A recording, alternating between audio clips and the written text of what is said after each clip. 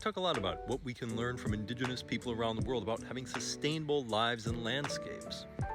Indigenous food forests in particular are a great model for creating beautiful, abundant gardens for ourselves that are very easy.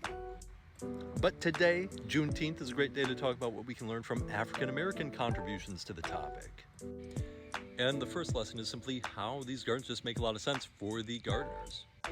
See, during the period when African Americans were slaves, they were forced to work on Western-style farms, but in their own encampments, they often did something that was very much like what I would call forest gardening. So when enslaved African Americans were first set free, Juneteenth, a lot of them were given the land that they had originally farmed and began to manage it for themselves. And we have a lot of period accounts of what they did. See, the white thought leaders who gave them the land expected them to continue to do Western-style farming on it. Basically, they hoped it was just continue the Southern economy the way it was before, but without slavery. But instead, these African American gardeners set up kind of forest garden kind of systems, designed to produce an abundance for the people who were living there in a minimum amount of work.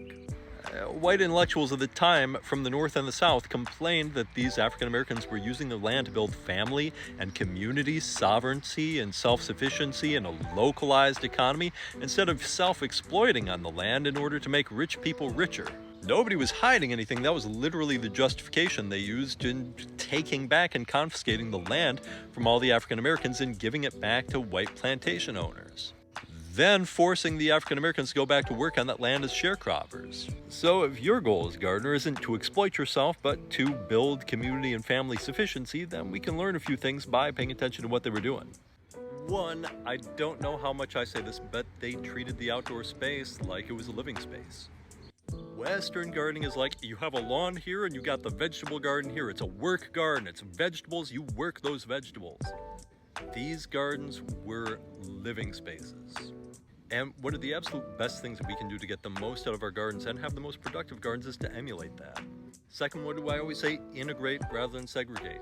Instead of just trying to impose our view on the landscape, there are tons of references that what these gardeners did was they found a place where it looked instinctively like the plant would grow well there.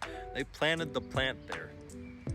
And Western gardens of the time were, as I said, vegetable garden here, flower garden here.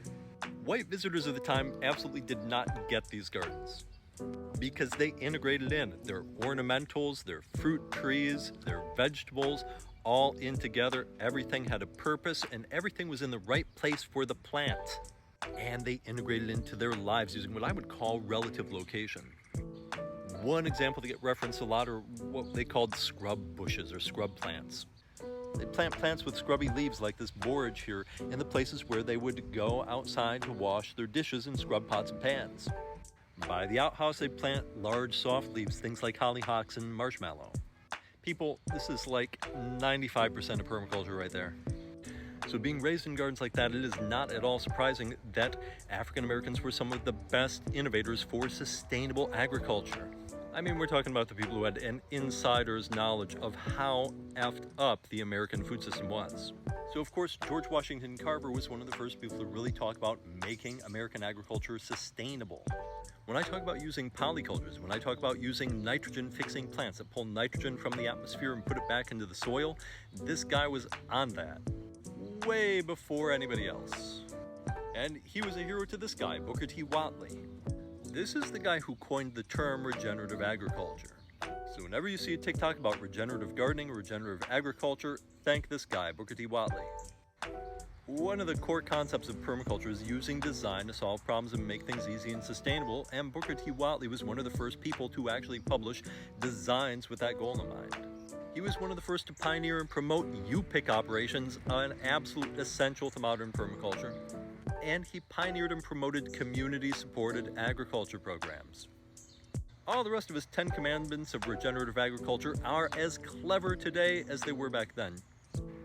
And when we're talking about any kind of sustainable food systems, local food systems, community food sovereignty, African American communities have been the absolute leaders of this in North America for 100 years. As a permaculture designer, I find all these contributions amazingly inspiring, and I hope you do too. Happy Juneteenth.